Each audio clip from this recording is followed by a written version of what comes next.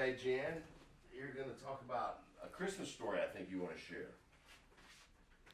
My mother and father always changed the living room. They would put the table right between the two pillars behind us, and the Christmas tree would be right there so that it would shine through the window. And I remember one Christmas morning, I don't remember what year it was. I know I was little. And Mom and Daddy used to serve us really hot buns with good old cream sauce on them. And it was the first time I ever saw a hoppy bug. And the hoppy bug was on the wall, and I looked him in the eyes, and his eyes were orange. And I couldn't get out of the chair fast enough. I was screaming at Mama, and Mama thought that something had eaten me. And it was just terrible. And she said, what in the world would that be? And I said, Mama, it hopped. So they've always been hoppy bugs in our life. What is a hoppy bug? It is some kind of spider. Oh, the spiders that jump. Yep. Camel cricket. Camel cricket. Yep. Never heard that term. Yep, Wow. it is a camel cricket. They still scare me. They're kind of gross. They are gross. So, Jan, did you have many friends in this neighborhood? And if so, did they often come by as well? Or were you more private? I don't know that much about your early childhood. We had a lot of friends in this neighborhood. They came and went quicker than we did because we lived here so long. I can remember the Blues up the street. I can remember the Lails up the street. And we could just be, I remember riding bikes. And riding bikes was fun because Mom and Daddy, when supper was done, they had a gong, a big brass thing, and they would hit the gong, and you could hear it through the neighborhood, and all our neighborhood friends would know, y'all need to go home for supper. It's time to go home. And we would ride those bikes till dark, and we also had a dog that his name was Blackie, and Blackie used to follow us. And if anybody came up to us or did anything to us, he'd attack them. Blackie spent some days in the pound, but he was a good dog. It was a good growing up. And then we did play in the creek a lot. And we also, me and Thomas were talking about this earlier, we used to pole vault across the creek with big bamboo sticks. And Mom and Daddy owned a little piece across the creek. And I remember falling off of the pole and falling into the creek. And then Thomas just told me today that once our friend Luther Kitahara, who is my mother and father's Japanese friends, is their son, fell in the creek, and then we couldn't pole vault anymore. That was over. Did you ever work with your father in this pottery room or shop, or did you ever go out with him on any of his project installations? I used to work in Daddy's pottery shop all the time. Mama used to volunteer a lot, and I used to go down there and make for some reason, I like girls in a bathtub. And I used to make those little things, and he'd be on his pottery wheel, and I would make the little bathtubs and with a girl in them. I still have a couple, but yeah, I remember going out on Daddy's projects. It was amazing. He would take me, and I was a small girl, but he'd always take me and buy buy me a prize, and he'd buy me little bitty dolls that were in plastic and they smelled good. I can't remember what they're called, but I used to go with Daddy right much.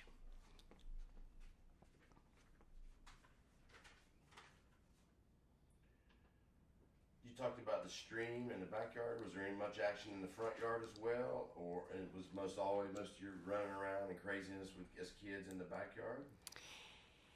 It was mainly in the backyard, but we also had our neighbors next door back here that were the Poffs, and they had a big field, and we had a girl we called Little Sherry that was their granddaughter, and we would go over there and play badminton and football and everything that we ever wanted.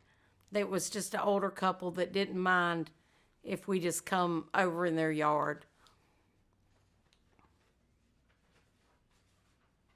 Can you tell the story about the playhouse and its evolution, what it became? Can you tell the story about the playhouse and the evolution and what it became? The playhouse was built by my father, and it was our playhouse that was fabulous, that was like our own little house. It was cool. And later in life, as I became a teenager, I'm the one that lived in this house probably the longest, and it became a chicken coop. And Daddy had Banny roosters, and they would lay green and blue eggs. And I remember Mom and Daddy went out of town a lot. They traveled a lot, which is good for them. But I would have to go pick up the eggs, and the eggs would be warm when I picked them up. But now today, I wish I had those eggs, because I know they were fabulous. Yellow and yellow, those yolks were so like. Yep, yep. Can you describe some of your favorite meals growing up here in the house? What was one of your? Somebody the other day said spaghetti with ketchup on it. I think that was Lisa. That's Lisa. City ham. What was your? Tell me some of your favorite meals here in the house. I loved when Daddy would sit down and cook sukiyaki for us. And sukiyaki is just a Japanese meal that's cooked separately. And in fact, I'm cooking it for the first time for my husband tomorrow night. And I can't wait. And he's so excited. But sukiyaki was just so fabulous to me because I had my daddy right there, and I had my mama right there, and my brother and my sister. And they used to eat it with raw egg, and I would eat it with rice. Thomas would eat it with rice. Lisa would eat it with raw egg.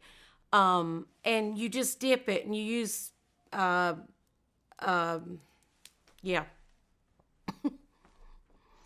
And it's just a meal that you can just pick out what you want. Is it like a fondue stick? Is that what you're thinking? Chopsticks. You use chopsticks. We just bought some new ones.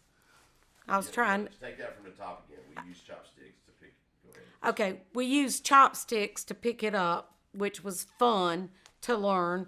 And I just bought some new ones. I'm going to teach my husband how to use them. I wanted to ask you about something else. You said you realized early on about this house was sort of special. Was there a point where you, as a human being, or as an artist, or the artist in you, or whoever, just you as a person, noticed the sense of light that comes into this house and how it changed throughout the day? As you know. I built a house with my first husband, and we did not have the light that I enjoyed, that I grew up with. The house that I live in now just is my heart. It's nowhere near this light because my father was amazing in his design and his everything he did. I can't even imagine. But the house that I live in now, I need light. I need outdoors. I just need to have it come in from outside.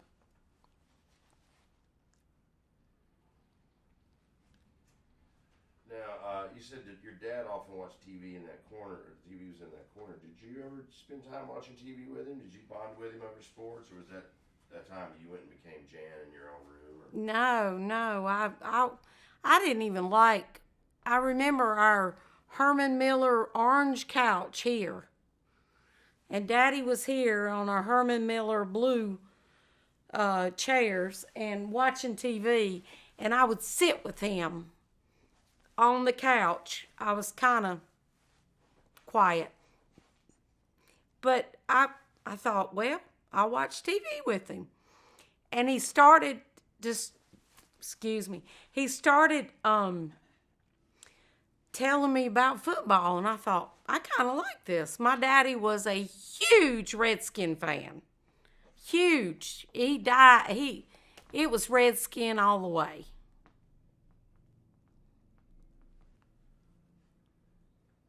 So, you just described, you talked about a coffee table he made, a bed, and then you had two Herman Miller pieces of furniture in here.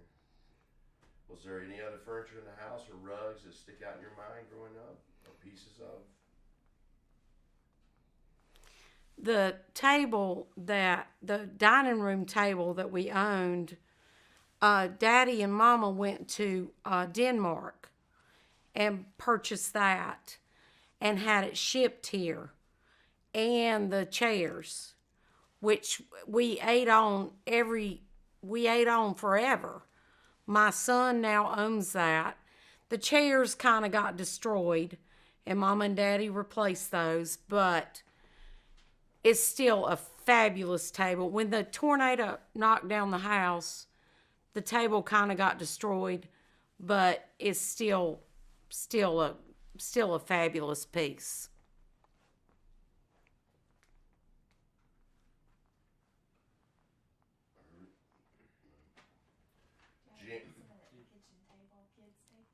Oh yes, you have memories of sitting at the kids' table.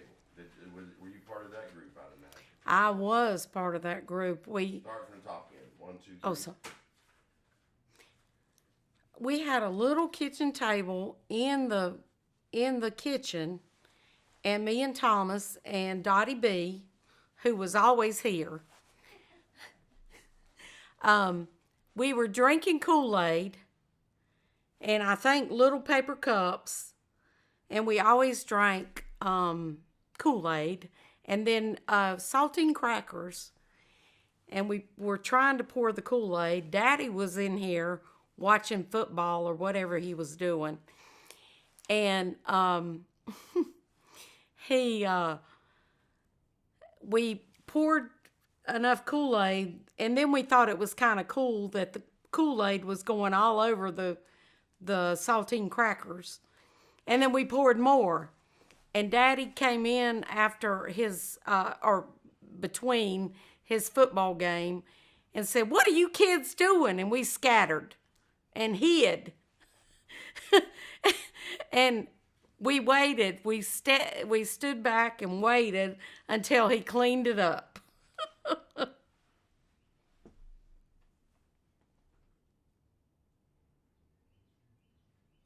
you want to talk about anything in your life that how you feel present day, having grown up in this house and the love you were given by your parents and your family?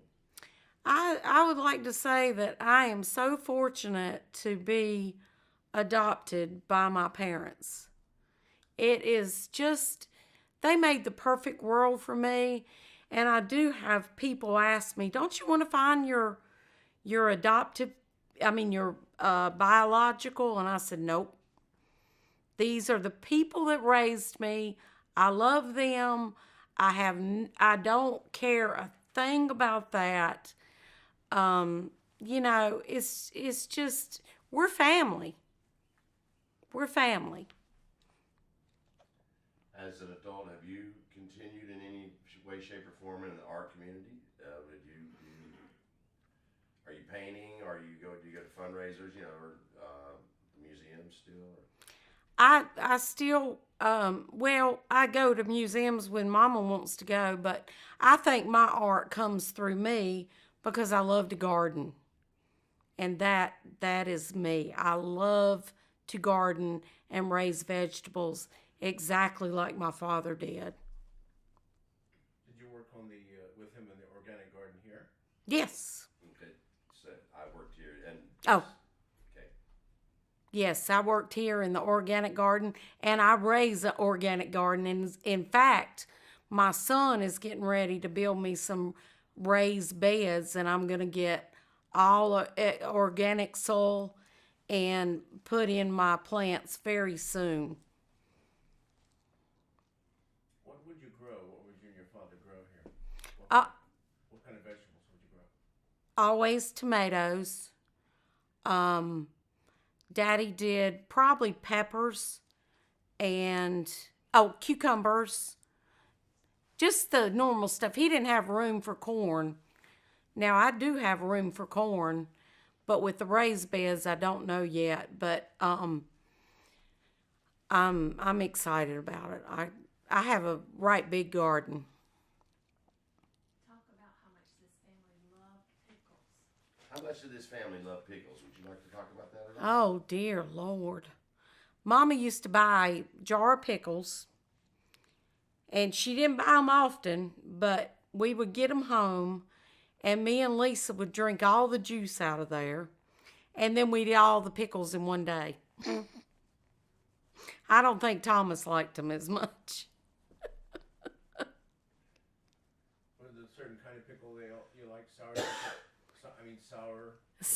Sour, yes, sour, the better. You were with your dad in his last days. Talk about that. Okay, yeah, we need to talk, if you would. I'd like to hear you talk a little bit about being with your father in his last days, if you will. And you can take some time and pause on this, and just, you don't have to worry about making it succinct, and you can stop and start again. But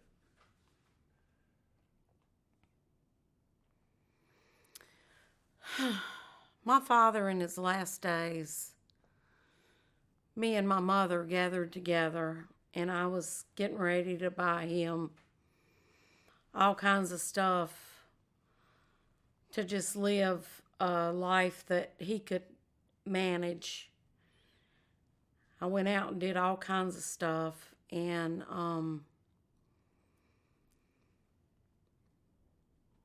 he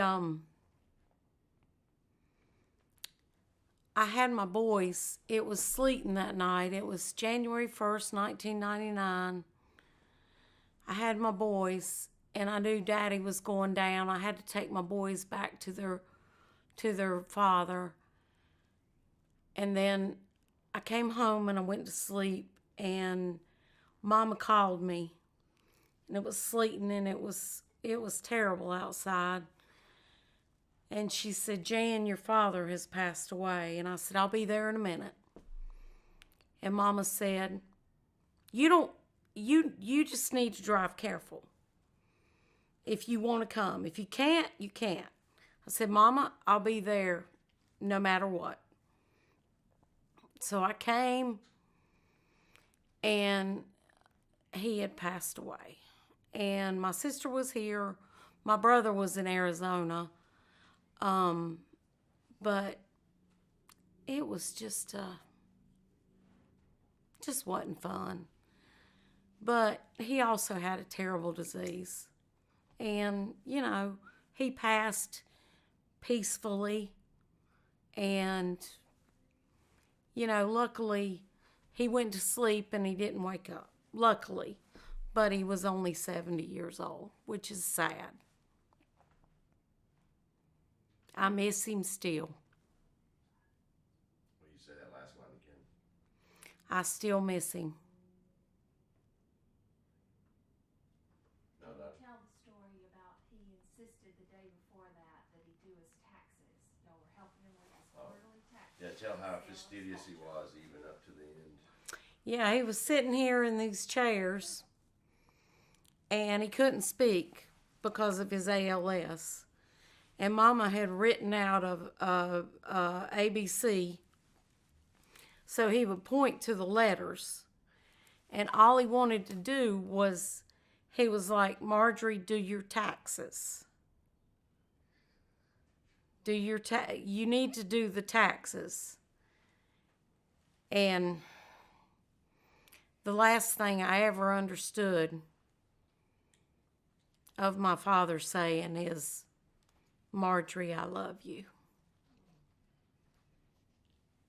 Will you say that again, please? Just take a minute and say that again. The last thing I ever remember my father saying was, Marjorie, I love you. I got nothing else after that. But Dottie, you got a question? Yes, today is a very special day. What is it? Today is a very special day. Would you like to talk about that? I would love it. Go ahead. Hey, Daddy, up in heaven, happy 90th birthday. I miss you, I miss you, I miss you. Yes, happy birthday, Lamar. Say, I was going to say, start again and say, today, as we're doing this interview, talking about happens Okay. to be my father's. Okay, I can do it. Yeah, You do wanna it. say the date or? Yeah, do the. Oh, the date too. Yeah, do all that. Okay. And then you can be Hosanna, Hosanna, I love it. You can go off, but just say it more like, today actually, blah, blah, blah. Okay. April 14th. April 14th, yeah. Day before taxes. You were talking about taxes. Oh, that's perfect. Let's do it. Go ahead. Today is actually my father's birthday. He would have been 90. April 14th, 2018. He was born on 1928, April 14th. I love you and I miss you. Do that. Do the dates again. Okay.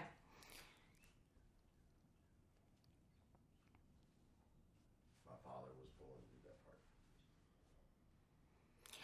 My father was born on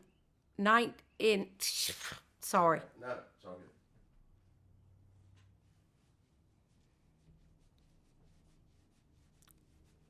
My father was born on April 14th, 1928.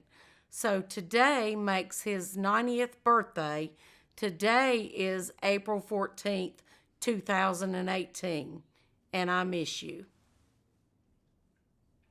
Happy birthday, Daddy. Happy birthday, Daddy. I love you. Do it one more time in that high voice. I like that. Please. Which one? Happy birthday, Daddy. I love you. Action. Happy birthday, Daddy. I love you. You can do one more of those, but not rush. Don't make it so rushed. Just be more like Jan. Action. Happy birthday, Daddy. I love you. Can I put a bottle of champagne on our table next and say we're Yeah. celebrating? Yeah. Okay, I gotta hit it. It's outside. Anything else you want to say, Jan? To just surmise or Herbert? Thomas, you got something you want to mention? No, not right offhand. We were getting real emotional in here. I understand. I just didn't know if Yeah. something had come to your mind that we hadn't brought up. No, I think Jan's doing great. I do too. Sugar Coach, just say something I like, do too. maybe pick up your glass. I'm glad Just to y'all sit remembered here. where somebody Say- said it was his birthday. She told say, me last night. Say, I didn't we're remember. celebrating you today, Daddy, and we love you. How about that? Okay, quiet, please. We're celebrating you today, Daddy, and we love you. Happy birthday. Let's do it again. From the, pull the bottles down and then kind of bring them up. Okay. Okay, action. We're celebrating you today, Daddy, and we love you. Happy birthday.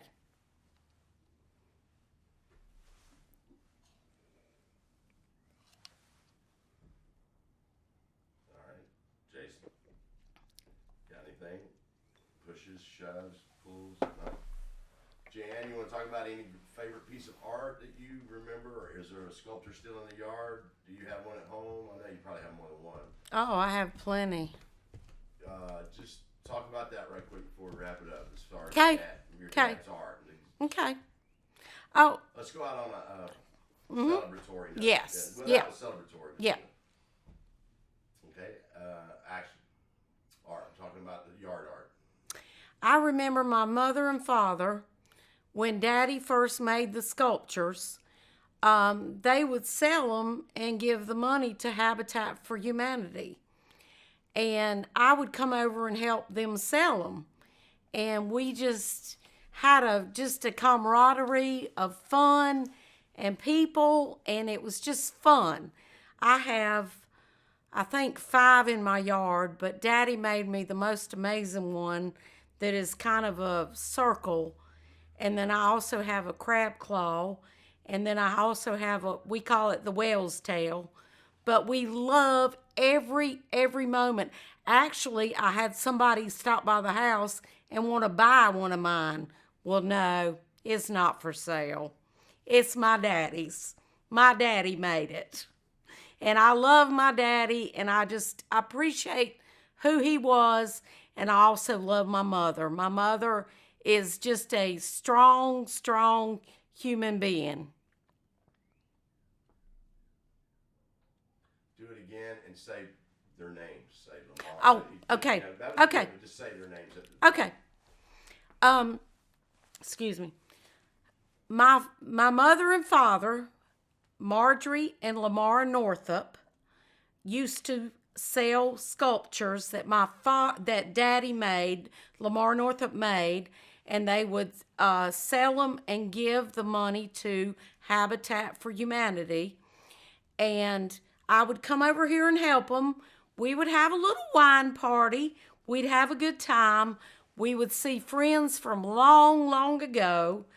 And Daddy would basically sell out. He had to make more. But my daddy was just awesome. And my mother is still here. And we love her with all our hearts. She's a strong human being. And again, well, as with the others, everything sort of ended on the note of love. Is there any last love? I mean, that was it. But if you want to say one last thing about the love in this house and how it's carried over in your current life, you're dealing with your own situation at home. Yep. So if you want to talk about that before we close up. Okay. Okay. Or anything. You can say anything. Okay. I don't have any more questions. I just want to talk about that. Okay. I like the joy. I do too. Yeah. Growing up in this house, my mother said that we're not rich, but prayer and love is what we live for. And I now live with a husband that loves me and appreciates me and just makes me happy. And it's wonderful to have a wonderful life. And I feel like I've taken from this house to my house. And I appreciate my parents so much because they taught me so well that love is everything. Amen. Amen. That's all I got. I can't do much better. Happy birthday, Uncle Lamar. Happy birthday, Yeah. Lamar. Happy Are we birthday. having We'll get you champagne some more now? wine. Yes. Either one. Well, we got